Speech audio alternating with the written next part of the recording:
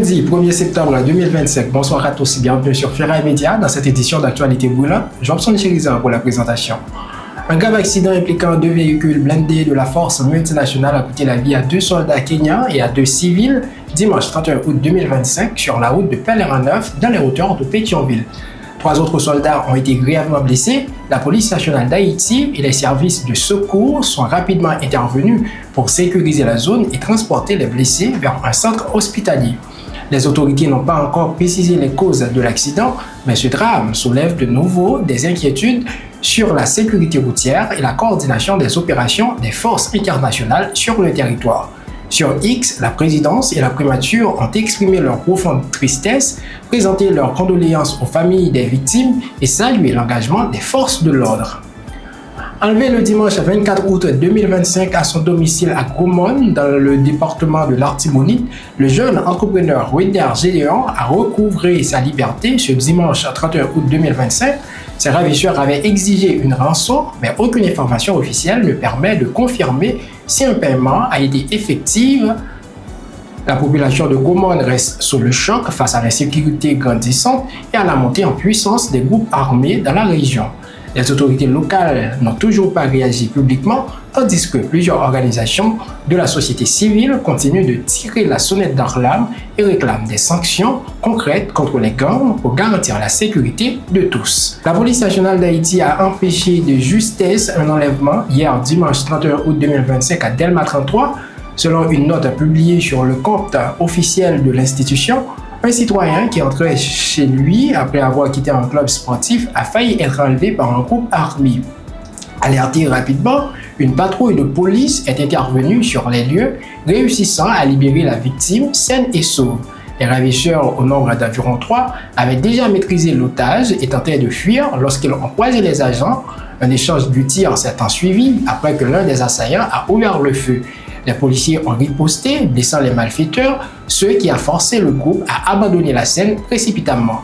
Sur place, les forces de l'ordre ont retrouvé une arme du marque Roger dont le numéro de série a été falsifié.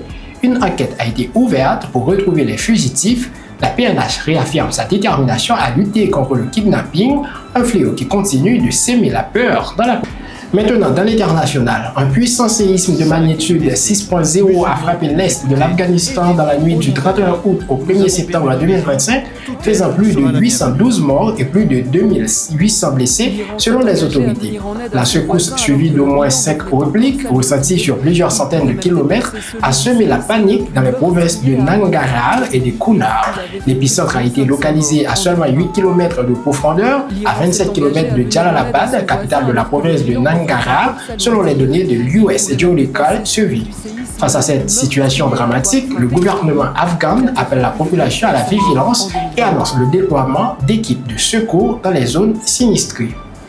Lors du sommet de l'Organisation de coopération de Shanghai (OCS) tenu à Tianjin ce lundi, le président chinois Xi Jinping a lancé un appel clair en faveur d'un rééquilibrage de la gouvernance mondiale en mettant le cap sur les pays du Sud global.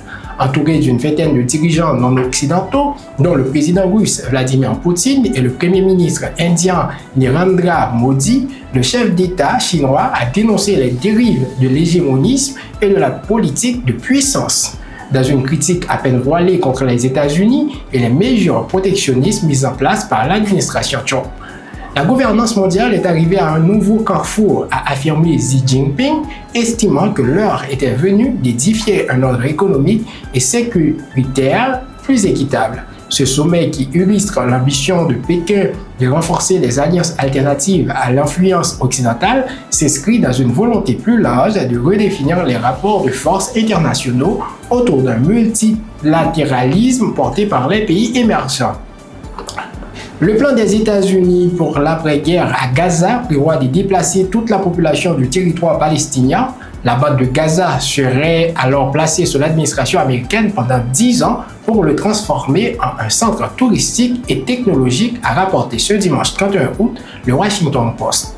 Le plan de 38 pages, consulté par le quotidien américain, envisage le déplacement volontaire de tous les habitants de Gaza, soit quelques 2 millions, vers d'autres pays ou dans des zones sécurisées à l'intérieur du territoire dévasté par près de 2 ans de guerre, le temps de sa reconstruction.